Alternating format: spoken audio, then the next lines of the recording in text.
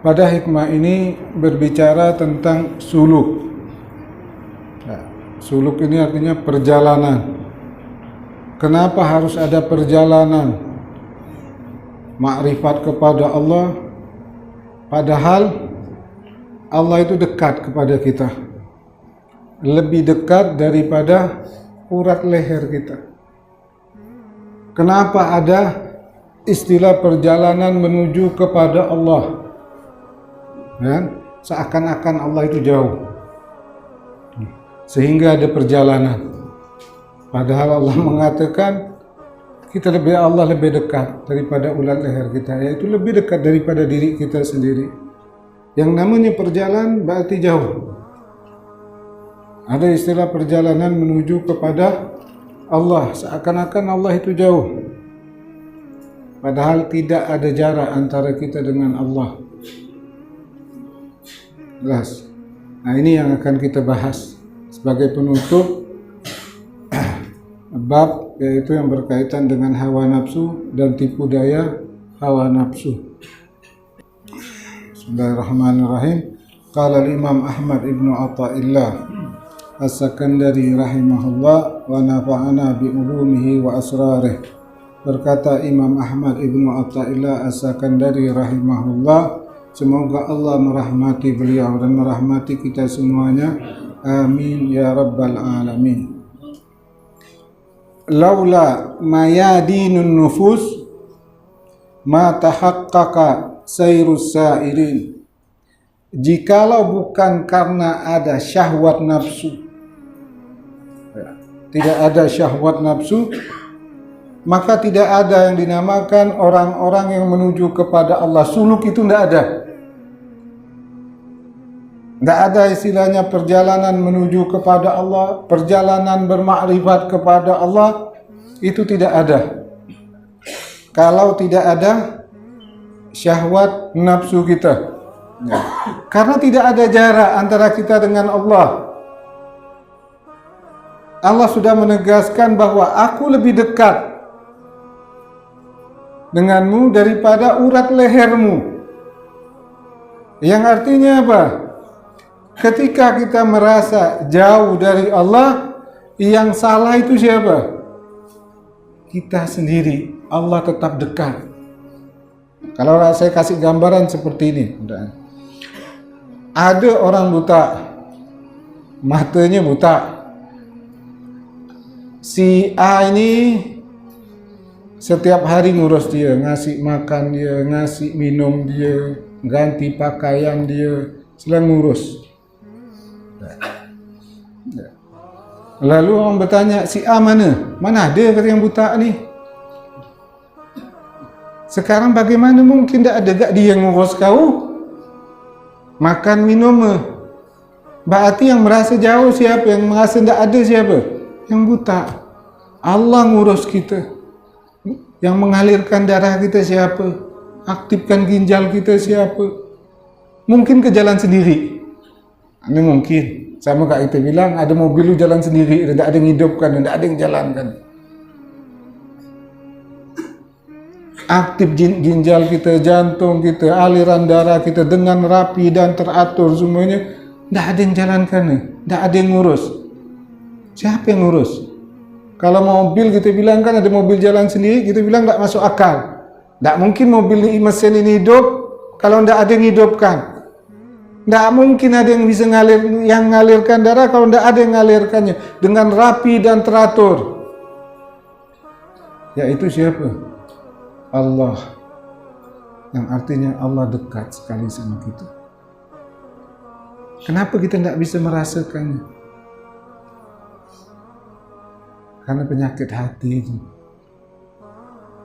Allah sudah menegaskan dekat dengan hambanya, lebih dekat daripada urat lehernya. Jelas ya ikhwan. Jadi Allah dekat. Kalau kita merasa kita tidak bisa merasakan itu masalah dari kita. Andaikan penyakit hati ini syahwat tidak ada, kita bisa merasakan seperti Al-Ihsan, beribadah kepada Allah seakan-akan melihat Allah. Kalaupun tidak, seakan-akan kita merasakan bahwa Allah melihat kita dengan mata hati kita. Ya. Nah, kalau kita tidak bisa merasakan itu, padahal Allah sudah menegaskan Allah dekat, berarti permasalahan di mana? Di kitanya.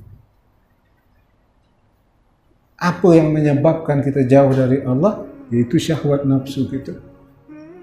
Makanya adalah yang dinamakan suluk, membersihkan syahwat ini, penyakit-penyakit hati ini, lalu menghias dengan sifat-sifat terpuji, itulah yang dinamakan suluk, perjalanan menuju kepada Allah atau perjalanan bermakrifat kepada Allah. Bisa dipaham enggak? Nah, itu yang dinamakan suluk. Ya. Kemudian suluk itu tidak terlepas dari dua hal. Yang pertama ilmu, kemudian yang kedua amal. Itu suluk. Ilmu dan amal. Itulah namanya suluk. Jadi orang yang suluk itu mesti menuntut ilmu, kemudian mengamalkan ilmunya. Itu disebut dengan suluk. Orangnya namanya salikin, salik. Kalau dia hanya menuntut ilmu, tapi dia belum mengamalkan dari ilmu tersebut, itu belum disebut salik. Belum disebut orang salik. Orang yang disebut menjalani jalan menuju kepada Allah atau suluk, itu dengan menuntut ilmu dan mengamalkan ilmu tersebut, baru dinamakan dia salik. Contohnya saya kasih contoh di sini seperti riya. Riya ini merupakan apa? Syahwat nafsu. Riya ini yang membuat kita merasa jauh dari Allah, yang membuat kita lalai dari Allah, yang membuat kita lupa kepada Allah. Salah satunya apa? Riya. Nah, bagaimana cara menghilangkan riya? Kemudian menghiasi hati kita dengan ikhlas, inilah yang dinamakan suluk. Kita belajar tentang riya, bagaimana menghilangkan riya, lalu menghiasi hati kita dengan ikhlas, kita belajar, lalu kita mengamalkan, inilah yang dinamakan suluk. Orang tersebut dinamakan salik, tidak disebut lagi orang awam. Berapa lama hasilnya? Tergantung orangnya, tergantung himmah orangnya, tergantung semangat orangnya. Ada orang berpuluh-puluh tahun belajar tentang riya, dia belum bisa menghilangkan riya dari hati dia. Ada orang, dia duduk belajar seminggu tentang riya, dia langsung bisa menghilangkan riya di hatinya. Itu tergantung orangnya, himmahnya, semangatnya. Kalau digambarkan seperti gini, kita pergi Pontianak mau ke Sambas. Ya, ada orang satu pergi ke Sambas 6 jam sampai.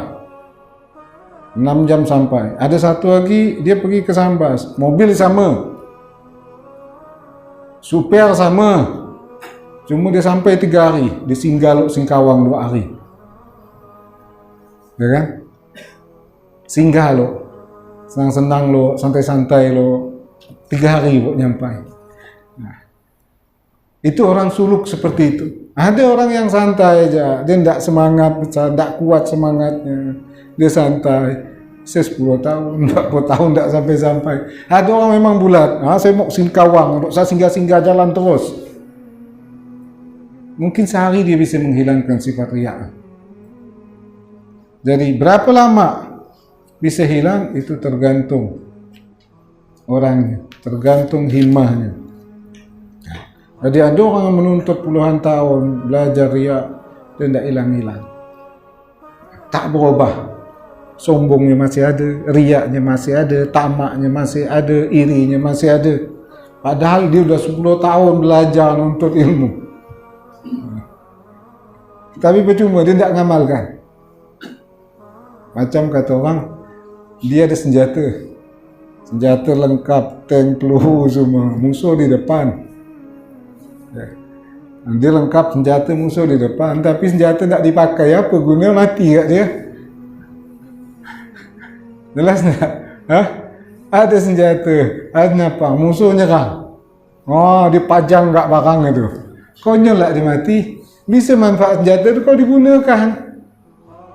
Ilmu itu akan bermanfaat saat diamalkan.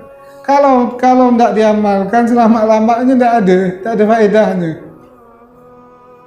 Nah, belajar dan mengamalkan itulah namanya suluk. Ya, jadi tergantung berubahnya kapan, tergantung himmahnya dia.